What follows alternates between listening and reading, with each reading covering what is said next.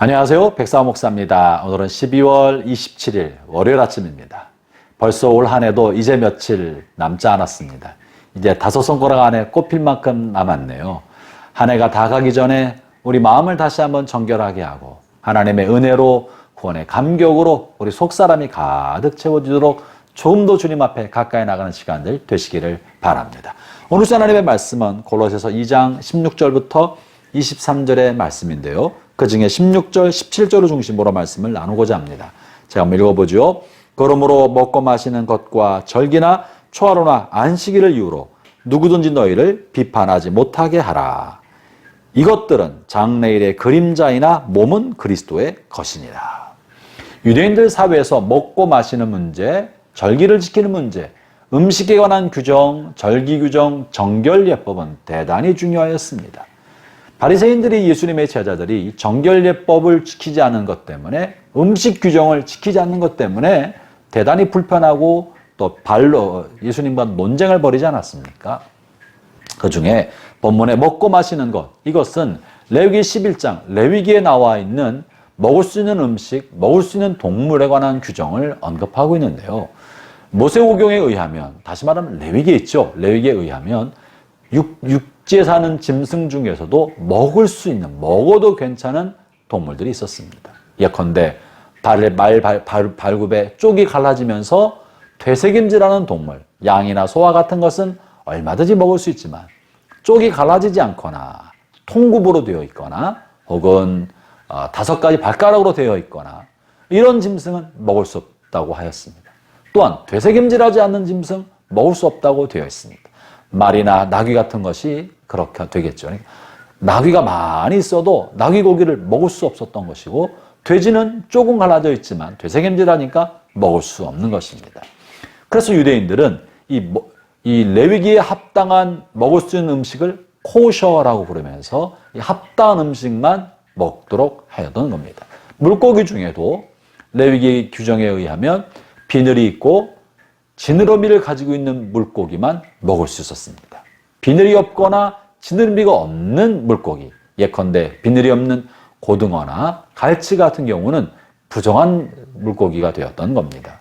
지느러미가 없는 오징어나 문어, 조개 같은 것은 먹을 수 없는 물고기였던 것입니다. 그래서 이렇게 규정에 적합한 고기, 이것을 코셔라고 부르고 이것만 먹었던 거고요. 심지어 레위기 규정에 어미의 젖에 고기를 새끼를 삶지 마라 이런 규정이 있습니다. 이것을 근거로 유제품과 육류가 함께 섞이거나 유제품을 만든 우유제품이죠. 만든 도마나 그런 그릇에 고기가 함께 됐을 때 서로 만나게 되었으므로 레위기 규정에 어긋난다고 확대 해석해서 이것도 부정하다고 본 것입니다. 그것이 현재 유대인들이 지키고 있는 음식 규정, 코셔 규정인 것입니다. 이런 것이 종교적인 금기사항이었습니다. 또는 날짜를 엄격하게 지키고 안식일이 될 때 불을 켜면 안 되고 불을 떼지 말라고 그랬기 때문에 이 안식일 전날부터 전자레인지에, 가스레인지에 불을 켜놓는다거나 엘리베이터의 버튼을 누르지 않기 위해서 미리 다 눌러놓는다든지 이런 종교적인 지나친 터부와 금기사항을 철저히 지키는 것이 신앙의 핵심으로 여겼던 거예요. 정결예법에 의하면 시체를 만든 사람은 며칠간 부정하고 생리 중인 여자는 또 며칠간 부정하고 피를 닿은 사람은 또 며칠간 부정하고 이런 것들로 인하여 자신을 목욕을 하고 씻고 사람 누가의 접촉을 금지하게 만드는 것, 이런 것을 지키고자 했던 것입니다. 그러나 그리스도가 오심으로 이런 정결예법이나 제사제도나 율법을 철저히 지킴으로 우리가 의롭게 되는 것이 아니라 그런 것들은 우리의 속사람을 깨끗하게 하는데 아무런 도움이 되지 않는다.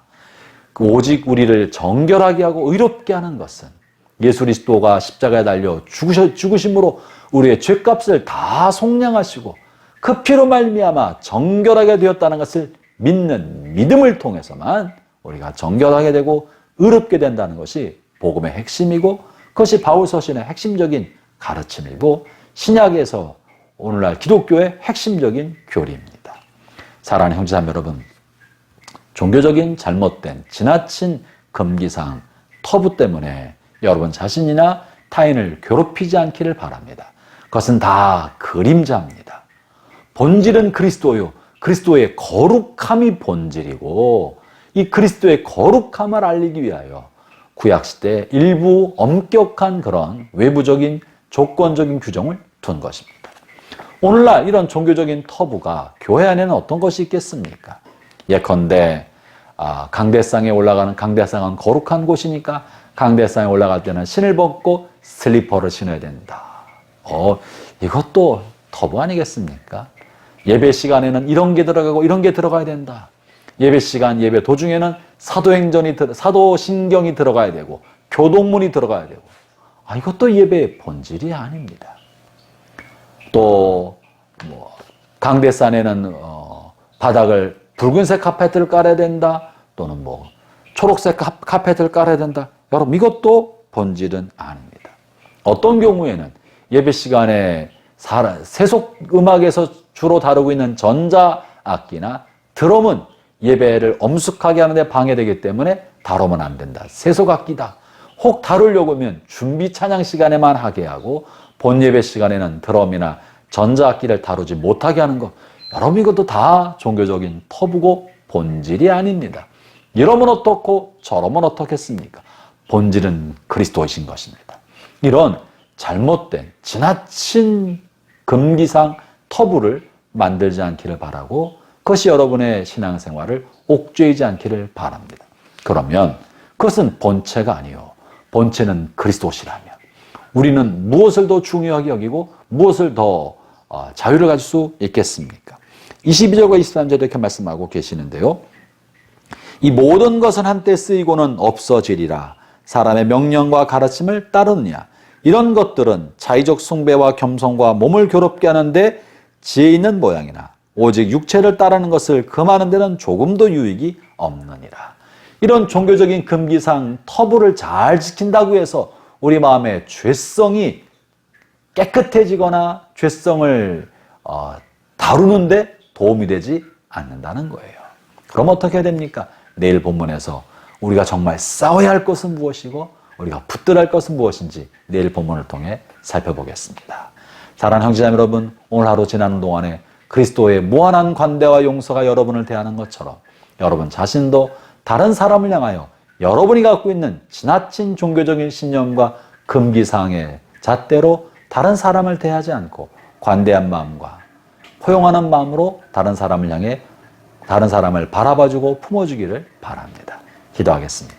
하나님 아버지 감사합니다. 우리가 잘못된 금기사항의 그런 관념 프레임에 갇혀서 다른 사람을 향하여 정죄와 판단과 비판하는 일을 하지 않도록 저희를 정결하게 해주시고 관대한 마음과 포용적인 자세로 다른 사람을 대할 줄 알게 하여 주옵소서. 예수님 이름으로 기도합니다. 아멘.